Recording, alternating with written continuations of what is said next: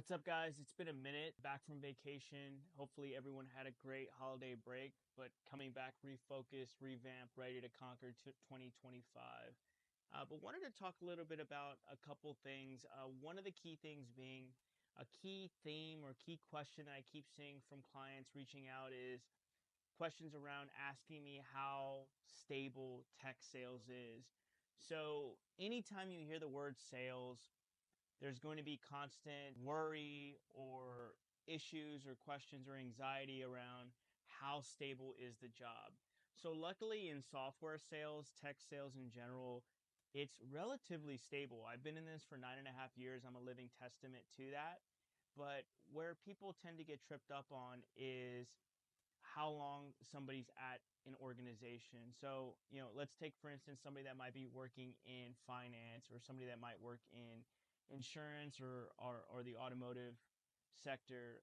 Tech sales is very different. And one of the biggest analogies that I like to draw with clients all the time, look, tech sales is lucrative, and anytime there's a lucrative market, there's going to be somewhat level of either high barriers of entry or some level of turnover, which might not be as stable as other sectors, but again, they're not as high paying. So the analogy that I like to bring up, it's like sports. Let's say, for instance, a top performer like Kyrie Irving, he only played at an organization for an average of 2 or 3 seasons, right?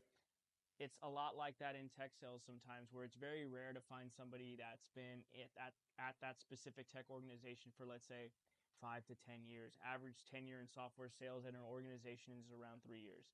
Like, I'm just going to be fully blunt with that. While that might sound very alarming to some, the amount of payout and equity in stock supersedes any type of level of stability. Again, my question to that person that's asking me how stable is tech sales defines stability. For me and the lifestyle that I want to live, tech sales allows that, right? It allows me to have investments in rental properties, investing in crypto, investing in other side businesses that I might want to be venturing into. That's what tech sales has allowed me. So again, I like to point back to the client that wants to get into tech sales or is worrying about job stability. Is my question to them is, like, the sector that you're in, does it allow you to diversify? Is it your top investor that helps you take that capital that you're using or making and invest in other areas and plant other seeds? Because a lot of people that are in tech sales, I hate to say it, yes, they love to sell software, but they're in it for the money, right? They're in it to be able to reach that level of financial freedom. The fastest way to achieve financial freedom is accumulating capital to be able to plant seeds based on the books that I've read, based on all my mentors, based on living and breathing that type of experience. So again, I think tech sales is, again, a very fast track to be able to achieve financial freedom if your cards are dealt, if you're able to vet out reputable companies. And I'll make a video about that later on. But essentially, you need to sit down with your partner or a mentor, somebody that you work closely with, and really evaluate what are you trying to get out of accumulating capital, whether it's at a tech sales organization or any type of sales job.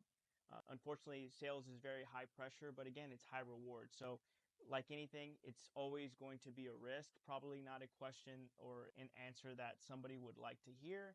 But again, I'm just being brutally honest. I've been in this industry for 9.5 years. I've seen people be vetted in the industry, be vetted out, and so forth. It's, again, any type of lucrative career is going to be very cutthroat or high pressure, high stakes, high stress. Again, DM me if you have any other questions. Definitely here to help. Peace.